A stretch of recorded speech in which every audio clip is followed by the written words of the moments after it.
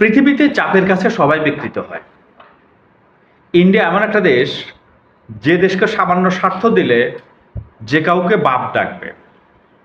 Epstein কাণ্ডে Donald ট্রাম্পের মনোরঞ্জনের জন্য অ্যাপস্টেইনকে মেইল করেছিল নরেন্দ্র মোদী। এই কাণ্ডটা আমরা সবাই হয়তো বা কম বেশি জেনেছি, এবং সে জানতে চেয়েছিল অ্যাপস্টেইনের কাছে যে ডোনাল্ড ট্রাম্পকে খুশি করার মন্ত্র কি ভাই, কিভাবে কি করলে ডোনাল্ড ট্রাম্প খুশি হবে। এবং ডোনাল্ড ট্রাম্পকে খুশি করার জন্য অ্যাপস্টেইন মোদিকে সাজেশন দিয়েছিল যে ভাই তুমি যদি ইসরায়েল সফর করো তাহলে ডোনাল্ড ট্রাম্প খুশি হবে।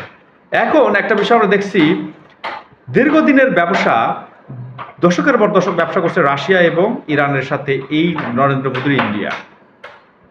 কিন্তু যখন বললো যে ভাই 25% তোমাকে শুল্ক হার কমিয়ে দেবো যদি তুমি ইরান এবং রাশিয়া বাদ দিয়ে এই মুহূর্ত থেকে তুমি ভেনেজুয়েলা থেকে তেল কেনো, একদিনও ভাবলো না ইন্ডিয়া।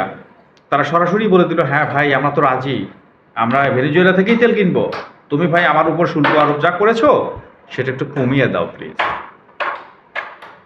এই চুক্তিতে কিছুদিনের মধ্যে, কিছু ঘন্টার মধ্যেই নরেন্দ্র মোদী স্বাক্ষর করে এবং তারা প্রতিশ্রুতিবদ্ধ যে আমরা এখন থেকে যা তেল দরকার হয় সব ভেনেজুয়েলা তেল কিনবো।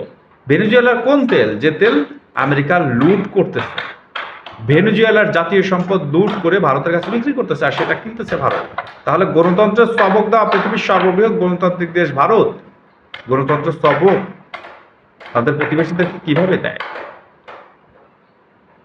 যে দেশের কত নীতি নৈতিকতা নেই, বৈদেশিক নীতি নাই, পররাষ্ট্র নীতি মানে পদদলিত সেই নীতি, তারা পৃথিবীতে দেখেন। আসলে একটা বিষয় আমি স্পষ্টভাবে সবসময় বলে এসেছি বিভিন্ন সোশ্যাল মিডিয়াতে, সেটা হচ্ছে ভারত প্যালেস্টাইনকে সমর্থন দেয় বিভিন্ন ক্ষেত্রে, এটা সত্যি। কিন্তু এটা আসলে কেন দেয়? অথবা প্যালেস্টাইনকে ভারত যদি সমর্থন দিয়েও থাকে, ইসরায়েলকে তারা সমর্থন দেয় না? হ্যাঁ, ইসরায়েলের অস্ত্রের সবচেয়ে বড় ক্রেতা এই মুহূর্তে ভারত।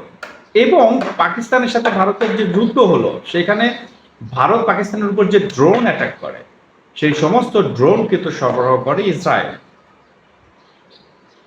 এবং যে ধরনের কামান সীমান্তে, কাশ্মীর সীমান্তে ব্যবহার করে পাকিস্তানের উপর হামলা চালায়, সেই সমস্ত কামানের গোলা আসে মূলত ইসরায়েল থেকে। ভারত ইসরায়েলের সাথে সম্পর্ক রাখে, অথবা ভারত প্যালেস্টাইনের সাথে সম্পর্ক রাখে শুধুমাত্র আরব যে সকল দেশ রয়েছে সেই দেশের সাথে বাণিজ্য রক্ষা করার জন্য।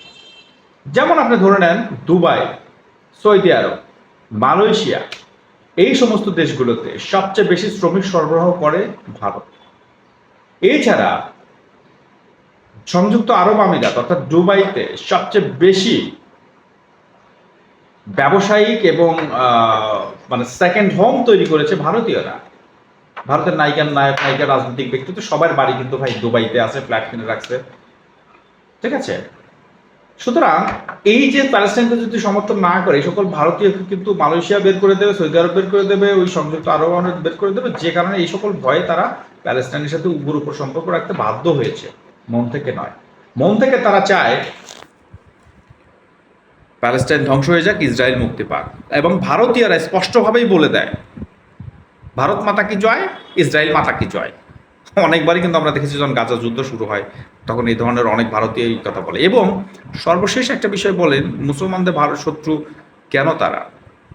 সর্বশেষ ইরানে যে প্রোটেস্টাররা যে ধরনের আন্দোলন শুরু করেছিল, সরকার বিরুদ্ধে আন্দোলন, সেই আন্দোলনের কিন্তু সমন্বয় করেছিল ইরান থেকে বন্দর আব্বাস লিজ নেওয়া ভারতীয়রা। যারা বন্দর আব্বাস লিজ নিয়ে সেখানে কর্মরত যে সকল ভারতীয় রয়েছে, এই সকল ভারতীয় মানে সূত্র ছিল গোয়েন্দা সংস্থা, যোগাযোগ ছিল গোয়েন্দা সংস্থা মোসাদের সাথে। তারা এই টোটাল আন্দোলনটাকে সমন্বয় করে, যেটা ইরানি গোয়েন্দা সংস্থা পরবর্তীতে প্রকাশ করে। ফলশ্রুতিতে সমস্ত ভারতীয়কে কিন্তু ইরান ছাড়তে বাধ্য করা হয় এবং ভারতীয়দের ভিসা দেওয়ার ক্ষেত্রে কঠোর বিধিনিষেধ আরোপ করে ইরান। সুতরাং এই ভারতের ব্যাপারে আসলে আর আমরা কি বলবো, সারা পৃথিবীতে গোলযোগ সৃষ্টি করে রেখেছে। তো ভালো লাগলে অবশ্যই সাবস্ক্রাইব করবেন। ধন্যবাদ।